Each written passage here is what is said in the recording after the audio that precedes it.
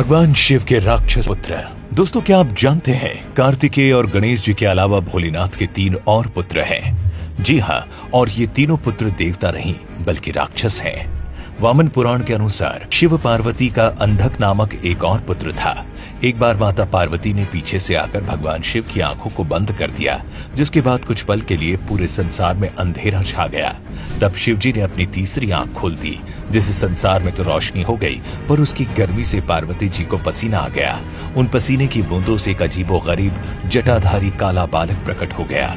उस बालक का मुंह बहुत बड़ा और डरावना था। जब माता पार्वती ने भगवान शिव से उसकी उत्पत्ति के बारे में पूछा, तब भोलेनाथ ने बताया कि वो उन्हीं का पुत्र है। अंधकार में जन्म लेने के कारण उसका नाम अंधक रखा गया। कुछ समय बाद दैत्य हिरण्याक्ष के पुत्र प्राप्ति का वर मांगने पर भगवान शिव ने अंधक को उन्हें पुत्र के रूप में दे दिया। अंधक असुरों के बीच ही पला बढ़ा और आगे चलकर असुरों का राजा बन गया। वही अंधक ने तपस्या करके ब्रह्मा जी से वरदान मांग लिया कि उनकी मौत तभी हो जब वो यौन लालसा से अपनी माँ की ओर देखे।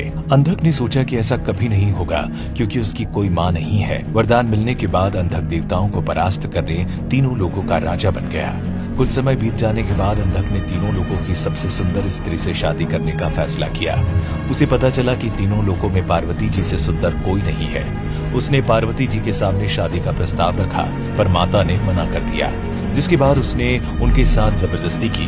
तभी वहां शिव जी पहुंच गए और उन्होंने ही अंधक को बताया कि पार्वती माता ही उनकी माँ है, जिसके बाद उन्होंने अंधक का वध कर दिया। अंधक के अलावा भोलेनाथ के दूसरे राक्षस पुत्र का नाम है जालंधर, जिसका वर्णन शिव पुराण में है। एक बार देवराज इंद्र बृहस्पति के साथ शिव जी के दर्शन के लिए कैलाश पर्वत पर जा रहे थे। उधर महादेव ने इंद्र की परीक्षा लेने का सोचा और जोगी का रूप धारण करके उनके रास्ते में बैठ गए। जब जोगी रास्ते के बीच से नहीं हटा, तब देवराज इंद्र क्रोधित हो उठे और उन्होंने अपने वज्र से जोगी पर आक्रमण करने का प्रयास किया। ये देख शिव जी भी क्रोधित हो गए और उनकी आंखें लाल हो गई। बृहस्पति भी समझ गए कि जोगी के रूप में ये कोई और नहीं बल्कि भगवान भोलेनाथ हैं।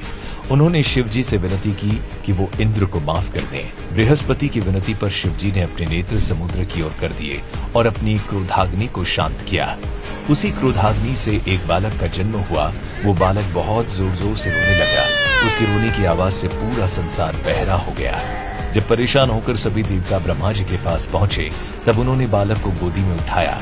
तब उसने ब्रह्मा जी का गला बहुत जोर से पकड़ लिया, जिस कारण उनके आंसू आ गए। जिसके बाद ब्रह्मा ने इस बालक का नाम जालंधर रखा। वही समुद्र ने उसका पालन पोषण किया।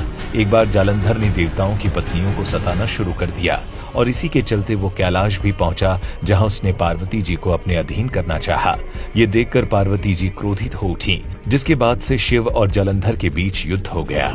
लेकिन जालंधर की शक्ति के कारण महादेव हर प्रहार में विफल होते गए।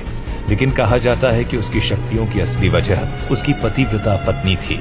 लेकिन एक बार भगवान विष्णु जालंधर का रूप धारण करके उसकी पत्नी के समक्ष पहुंचे और वो भगवान विष्णु के साथ पत्नी जैसा व्यवहार करने लगी, जिससे उसका पत्नी धर्म टूट गया, जिसके कारण ही कैलाश पर शिव जी जालंधर का वध करने में सफल हो गए। वहीं तीसरे और आखिरी राक्षस पुत्र की बात करें तो पौराणिक कथाओं के अनुसार राक्षसों का प्रतिनिधित्व 2 भाइयों को सौंपा गया था, हेती और प्रहेती।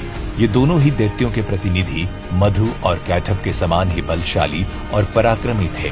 प्रहेती धर्मात्मा था तो हेती को राजपाट और राजनीति में ज्यादा रुचि थी।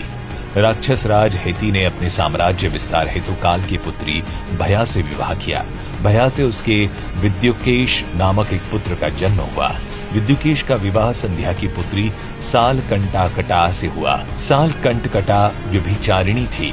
इस कारण जब उसका पुत्र जन्मा तो उसे लावारिस छोड़ दिया गया। पुराणों के अनुसार जब भगवान शिव और माँ पार्वती की उस अनाथ बालक पर नजर पड़ी, तब उन्होंने उसको सुरक्षा प्रदान की। भोलेनाथ ने उसका नाम सुकेश रखा। इस तरह से एक राक्षस लावारिस बालक को भगवान शिव और माता पार्वती ने अपना पुत्र बना लिया।